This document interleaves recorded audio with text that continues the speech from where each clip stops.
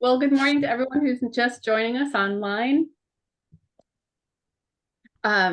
We are still in Matthew, as we have been for a long time, but that's okay. I have two glasses today, so no need to wear them both at the same time, I don't think. I am wondering if we are in chapter 25, starting with verse 31, or if I am behind somehow. Nope. That's where we decide not to go any further. Okay, wonderful.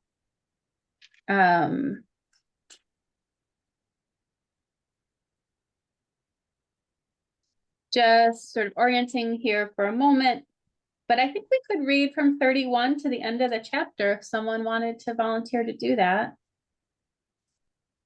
So we're looking at chapter 25, verses 31 through 46. Also, I can do that here. So if you hear music or background noise, that's what's going on.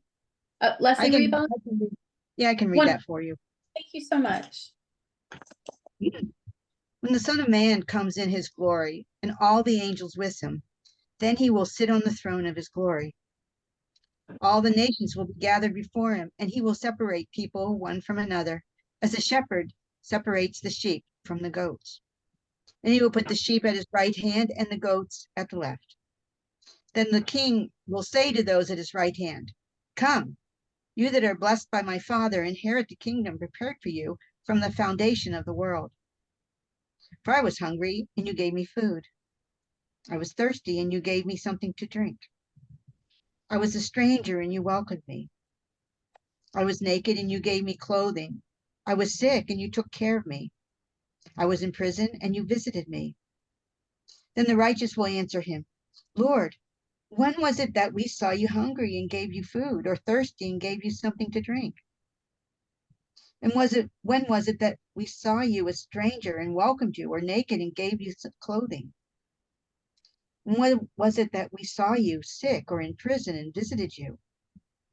And the king will answer them, "Truly I tell you, just as you did it to one of the least of these who are members of my family, you did it to me." Then he will say to those at his left hand, "You that are accursed, depart from me into the eternal fire prepared for the devil and his angels. For I was hungry, and you gave me no food. I was thirsty, and you gave me nothing to drink. I was a stranger, and you did not welcome me. Naked, and you did not give me clothing. Sick and in prison, and you did not visit me." Then they also will answer, "Lord, when was it that we saw you hungry or thirsty or a stranger or naked or sick or in prison and did not take care of you?" Then he will answer them, "Truly I tell you, just as you did not do it to one of the least of these, you did not do it to me." And these will go away into eternal punishment, but the righteous into eternal life.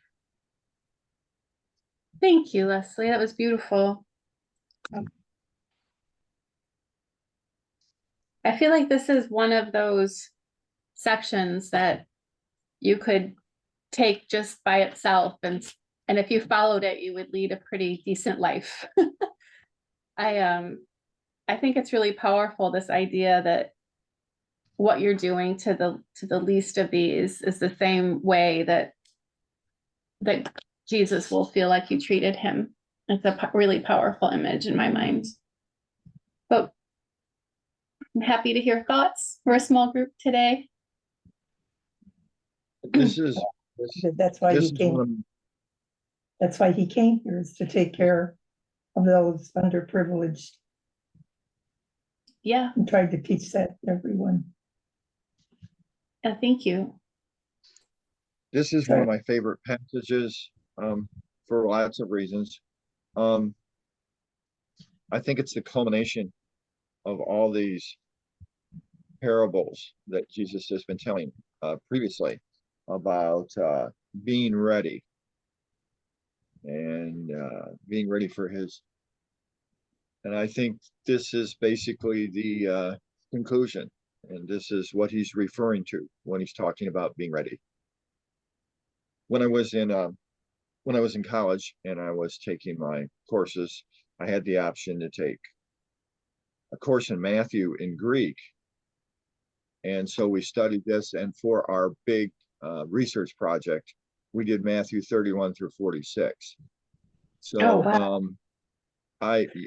yeah, and it's really left an impression on me, because we talked about, I was just saying, we were talking about all these different ways where Jesus is saying to be ready. This is, you need to be ready. This is, you need to be wise. You need to be doing what, and this, I think, is Jesus pointing to exactly what he expects. This is what he wants us to be doing.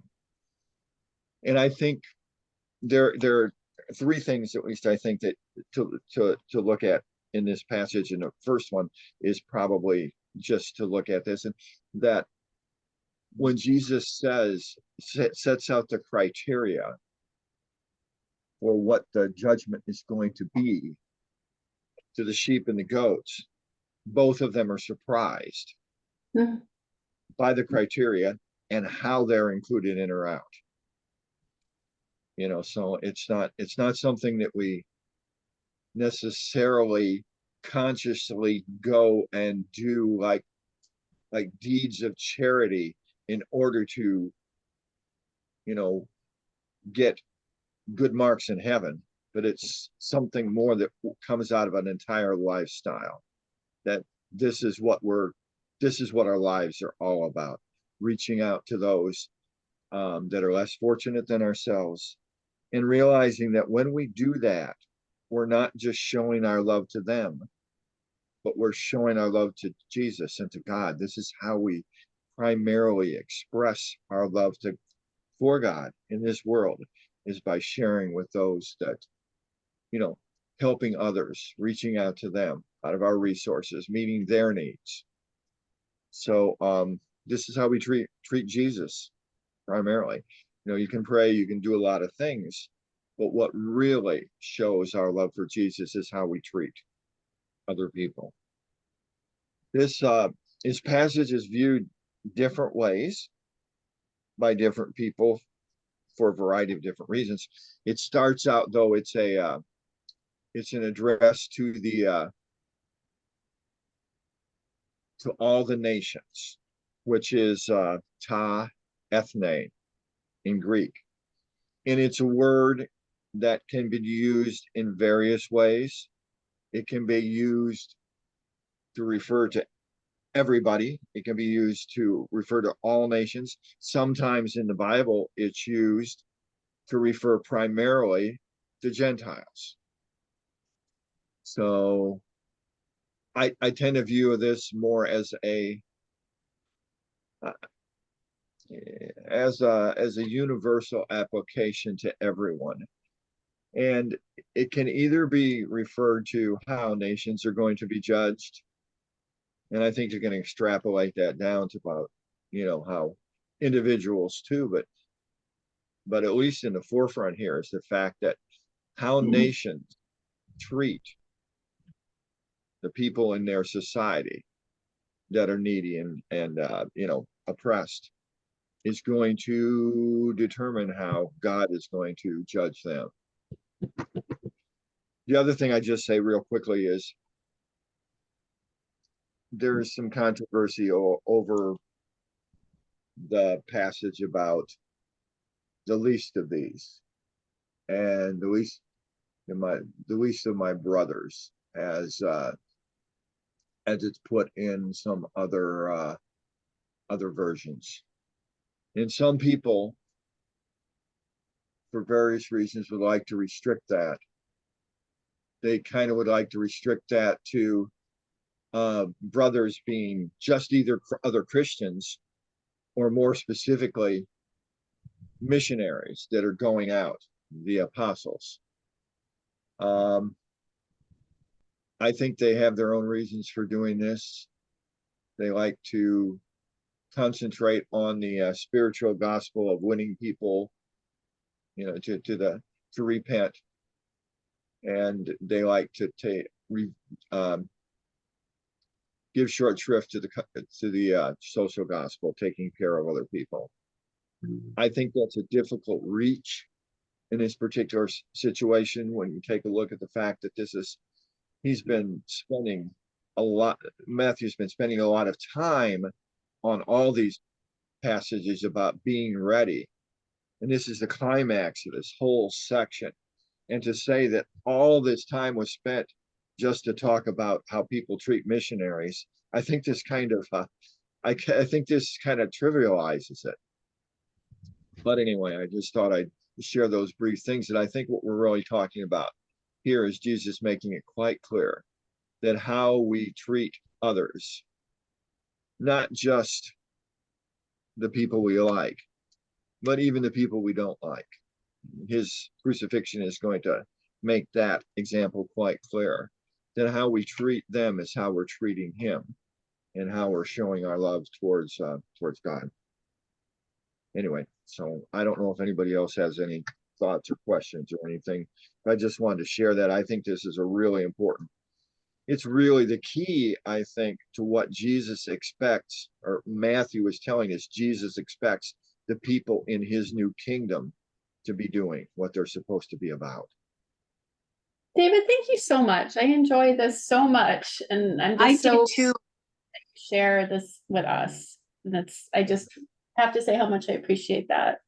So, I would say I think of this is one of the passages where when I'm out just living my daily life, I think about a lot, especially if I'm in an urban area and I'll see homeless people or people begging, and I feel very overwhelmed that it's wrong. It just feels so wrong to me, and I can get in despair. And if you do it every day, and I've lived in urban areas where I see lots of homeless people every day, you can almost start to get numb to it. And I have, not every day, but I have often just had water in my car, or I'll just pop into a 7-Eleven and hand out water. And I think I can't fix all of it. But here it's like, you gave me water when I was thirsty. It's not a huge ask, right? It's not you like overthrew the patriarchy, or you like create, like, it's not a big ask. Like it's something I can do. It feels very, very doable that you can give somebody who's thirsty water. And it's just so comforting to me, because some of the, and I think a lot about, they're like, this is how I'm judging the righteous and the non-righteous, or the sheep and the goats. And I will just put a little aside that goats are beautiful, lovely creatures. They're my favorite animals, and they get treated poorly in this passage. But other than that, I'm all on board. And I agree with you, Chair. I think those are very practical ways to apply that in our individual lives. But I think if we look at this passage as a whole, I think it goes beyond that. I think it goes to a more universal approach, that we need to be understanding that, yeah, we can only do so much, and we should do that much. But the problem is we can only do so much. Yes. But when we work towards making a government, a society that's more responsive, as a group, we can do so much more. We're not just providing for necessarily for individual needs on an individual basis on a single day, but we're trying to develop a whole society that takes this seriously and provides in various ways, so that there aren't these needs out there constantly, that these needs are being met. So we need to be working towards a kingdom, a kind of kingdom that is sensitive to the needs of those who are truly needy. It's not instead just responsive and acts for the benefit of the rich and those with power and money, but it's completely upside down society. And yes, go ahead, Pam. No, I wanted you to finish, but I did want to say that wait a minute, let me decline Madeline this. or Madeline. All right, am I still? Sorry about that. And that was not a pig, that was a duck, if you could have heard it. Okay, so can you still hear me? Yes, Yeah. you're good. Okay. So Ed and I were downtown yesterday around Michigan Avenue, Northwestern Hospital, and what we saw was a lot of immigrants, and it was really sad. I mean, we saw it firsthand. and they're staying in alleys. It's just so sad to see. To be there. I mean, it just really hit home. I see it on the news, but then when you see it in person, and they're just, yeah. So, and it's interesting that what we also witnessed was people leaving cases of water, but the bottles separate out on the street so that when they went by, that they could at least get water. And we saw that a lot. So I just thought when we started talking about this, it made me think of that. And winter is coming in Chicago. Oh, know. I know. And Yeah. So, I, this, Oh, I would say, oh, I just wanted to say something real quick. yeah, please, no, go ahead, Um, please. When I was going out shopping and in stores, if I saw an elderly person working on something, I offered my help. Mhm. If there's somebody around and I can help, I'll help. But as you said, little things, just pass the kindness on. yeah. I think one thing I'm encouraged about when we start thinking about like what David was saying, that this is a bigger issue of like working toward a government and nation building, right? Building the kingdom. Like Jesus, someone jump in here if I'm wrong, because I very well might be, but he never said like, we've got to like change Rome. He was building his own kingdom, and it was sort of separate from nations and government. And I think in churches, we have a chance to build. I mean, I can vote, I can do small things. If we're living in a society that doesn't share these values, I don't know how much we can do large.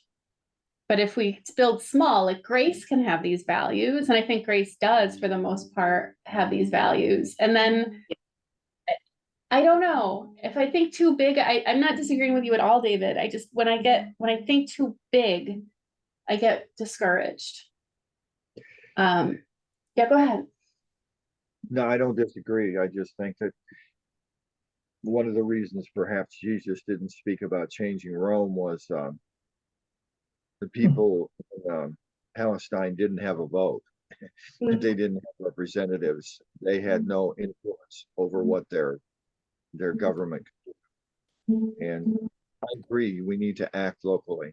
We need to be doing all we can there. But I think too, I'm not saying that we need to try to take over the government. I don't think that's the way the Christian church works primarily. But I think, well, I was just reading a quote, and it's Martin Luther talks about that the Christian church is not supposed to be the ruler of the government, and we're not supposed to be the servant of the government, but we do need to be the conscience of the government. And especially in a society with democracy, with the ability to vote, the ability to influence our representatives, it's just frustrating to me. And this is where it really frustrates me, is so much of the church that represents itself as the Church of Jesus is not only not working towards this, they're actively working against it. They're actively working against a government that's more compassionate towards immigrants, towards the oppressed. They're blaming the immigrants. They're blaming the oppressed. They're fighting against developing the kind of resources we need. Pam's talking about all these people in the streets, and it's true. We have a terrible crisis right now. But the way I think we need to be thinking in terms of dealing with the crisis by providing more resources. Perhaps Biden said some things unwisely to begin with that kind of opened the gates when we weren't prepared. But we need to be developing those resources, that infrastructure, so that we can be reaching out. And I think as Christians, we need to be reaching out in every way we can in our community, but we also need to be advocating at a national level so that we do become the kind of nation that we say we're a Christian nation. We say, you know, that this is our priority, but yet our actions speak so differently. And it's just so sad to me that large portions of the Christian community that I came out of, and probably maybe you came out of, Charity, they're not just apathetic, they're actively saying, no, this isn't the gospel, this isn't what we should be doing. We, you know, that it isn't about this world, it's all about getting ready for the next world. And I just think this is so different. And if you take this seriously, I think churches and individuals that are you know, not doing this are on some very risky ground in terms of you know, in terms of the efficacy or the effectiveness of what they're doing. So I think it's got to be both. For me, it's got to be both. I can't speak for anybody else. For me, I just think we need to be trying to have a government, since it is a democracy, that is as much like Jesus as we can, you know. But that's, so I don't know where we draw the line. There's no hard and fast line on that, Charity. And I think we do probably need to be concentrating our efforts locally on the people we meet. But yeah, It's two ropes, right? I don't think it's a either or, it's a both and. I don't want to meet Jesus and say, I would like to at least feel like I tried.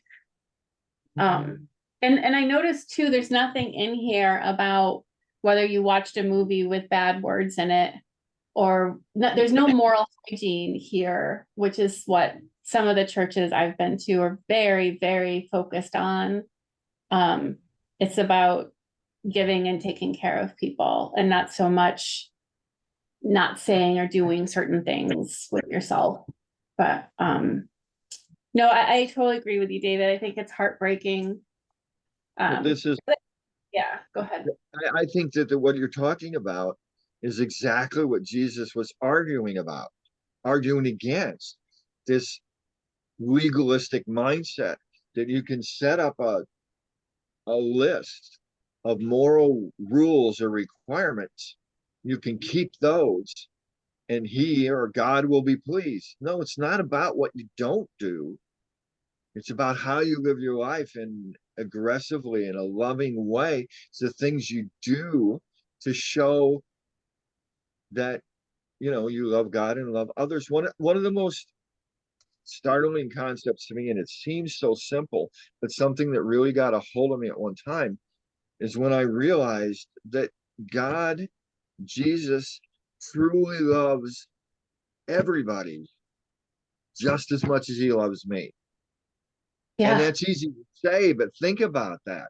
We're all centered on ourselves, and we think about that guy down the street that wears a red hat that's really annoying, or whoever, you know, or the person.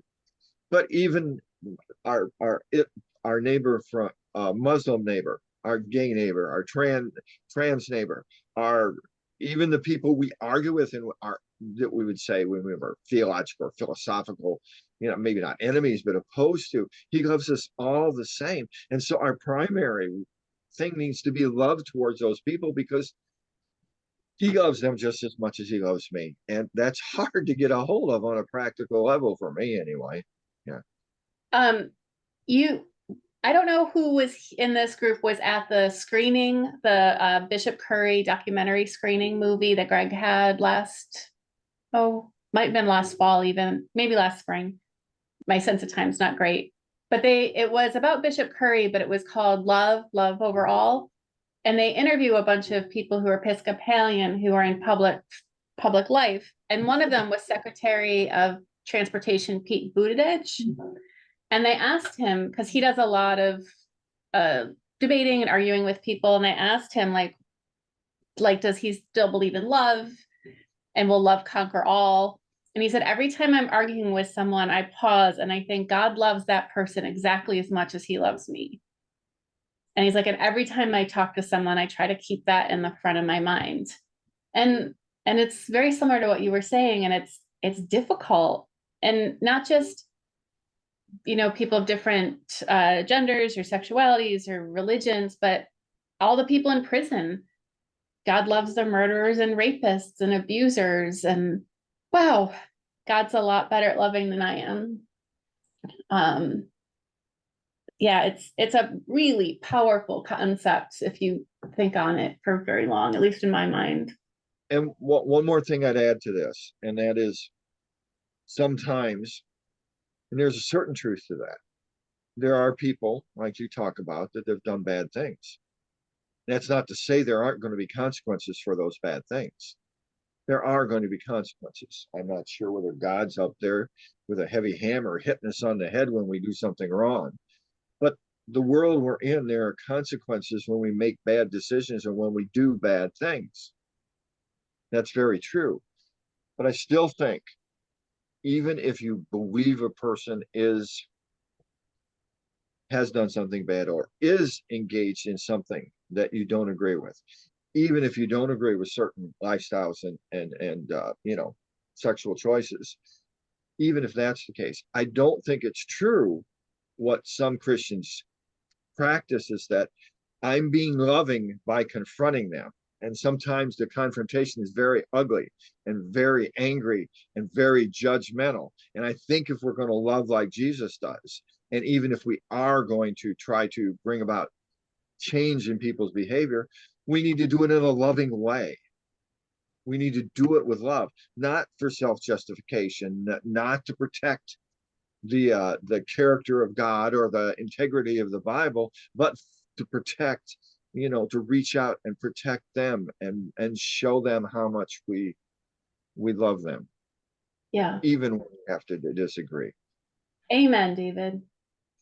I had a debate with someone once about someone, like, I was having trouble forgiving, and I said, I just think he's irredeemable, like impossible. And she said, well, isn't it a good thing, Charity, that you're not the redeemer? And that just, whoo, stay in my lane, right? Like, that's not up to me. I don't get to decide if someone's irredeemable. Like, God is God, and I am not. And I've got to get through my life doing the best I can. And it's not up to me. I'm not the redeemer. I don't get to pick. And I try to remember that a lot if I'm really angry or hurt. Not up to me. I think on the other side, we have to keep one thing in mind, and that is just sometimes people have been victimized. Sometimes people have been very badly mistreated. And that's not to say that in order for them to be loving, they need to necessarily, in that situation, let that person back in their life or expose themselves to be continually hurt continually. Sometimes to be loving and forgiving, still, that person, you need to separate yourself from that person to protect yourself, to protect your children, whatever. Yeah. But that's totally acceptable, and leave the judgment up to God.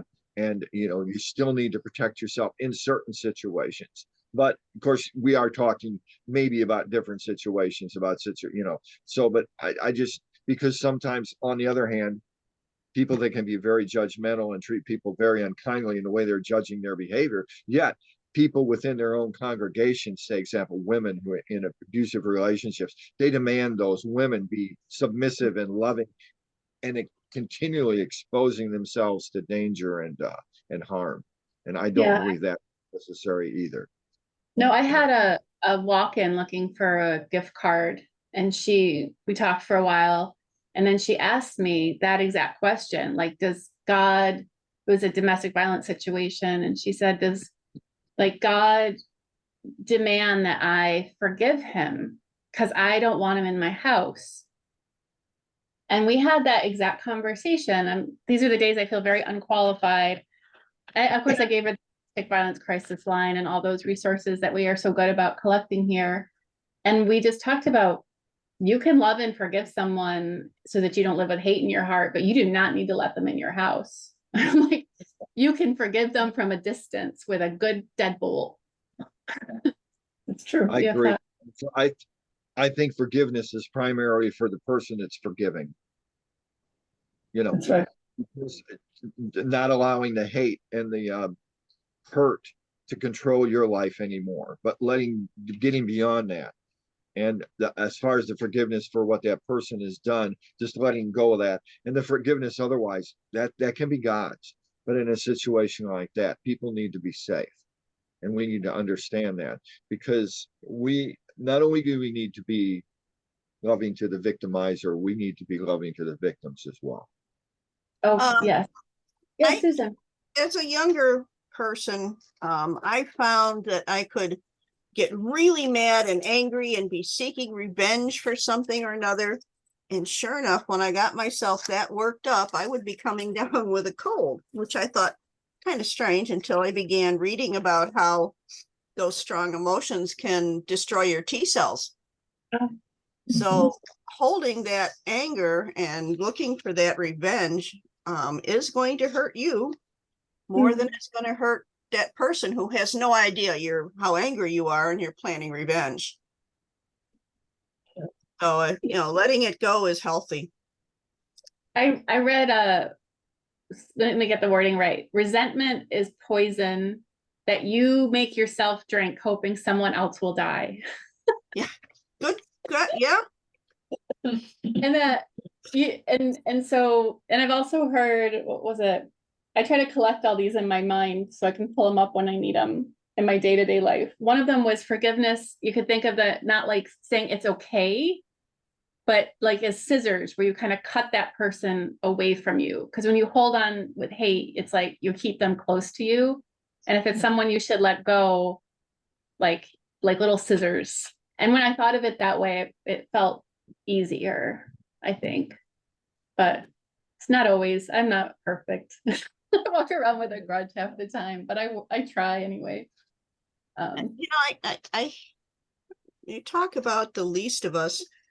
Well, this is kind of I've never shared this with anyone, but when I was attending St. Boniface, their habit for the great vigil of Easter is through that night before, I think was it the Good Friday celebration or the Maundy Thursday, they had a small sacristy and the congregation would fill it with their green plants and flowers and things like that. And someone would sit in there and be in the church all night for that time.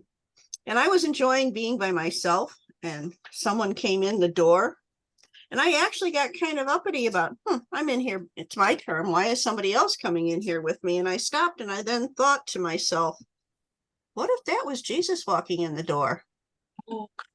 I just made a big mistake. It was an interesting realization, and I guess I've been a little more sharing since then. And I have to say, though, that night and all of those flowers and thinking about the Easter and vigil and all that was to come was quite special. But I learned my lesson about being careful as to how I categorize someone or think of them. Wow, it's really moving. It sounds like a really beautiful tradition, that vigil. Yes, and I don't remember if this was the Good Friday one. No, I think this was Maundy Thursday. Isn't that when the vigil, when they were supposed to stay awake all night, David? Yeah. I'm not certain.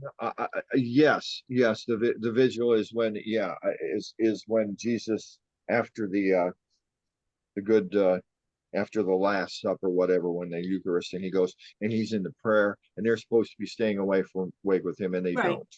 They just And they fall deny, asleep. isn't that also in one of the Gospels where, and Peter denies him thrice before the cock crows once? Yep. Well, Yeah. well, he does that afterwards. He does that after he's been arrested.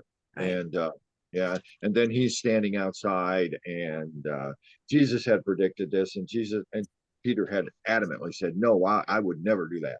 And yet there he is standing outside warming himself by the fire, and this little servant girl, and Jesus is on trial, and this little servant girl comes up to Peter and says, aren't you one of the ones? I can tell by your accent. And he says, no. And then another person does it, and he swears, he ends up 3 times denying Jesus. He does it with an oath, and then the rooster crows, and he realizes, yeah, that's exactly it. Just a lot out there, but Yeah. I just share being careful who you're dissing. For sure. Those, I always think that it's nice to examine sort of how we put rituals around some of these things and how, because I like to read and talk, but there's something a lot more powerful about something that you do. And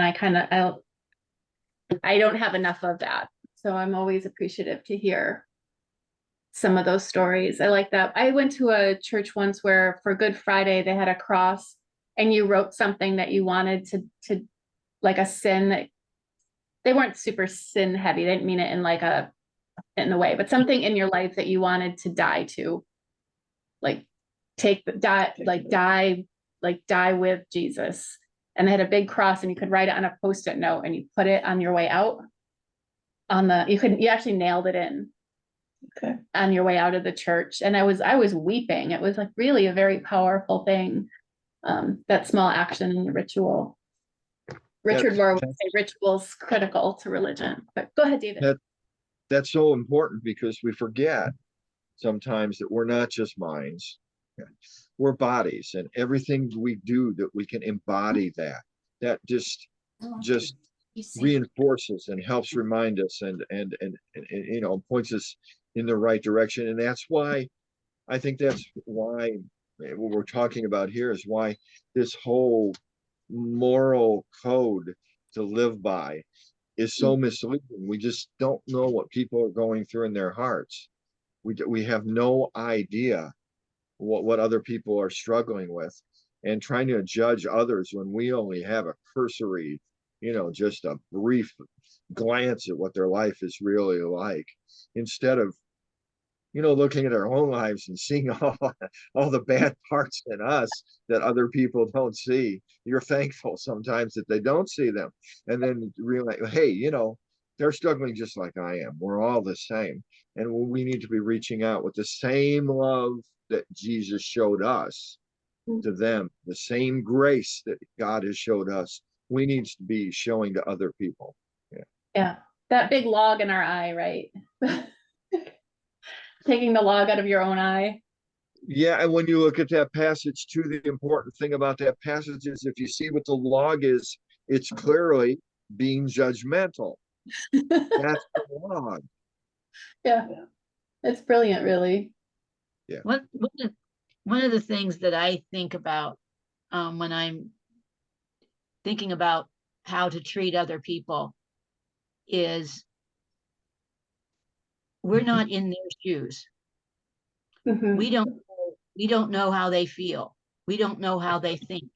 We don't know anything about them really, except for what we see on the outside or what they've shared with us or whatever. But sometimes we just have to remember we have to get into their own shoes for us to understand who they really are. And if we can't do that, then we can't judge them. We have to just love them as they are. And I sometimes I think about all the things you guys do, and I make these quilts for this.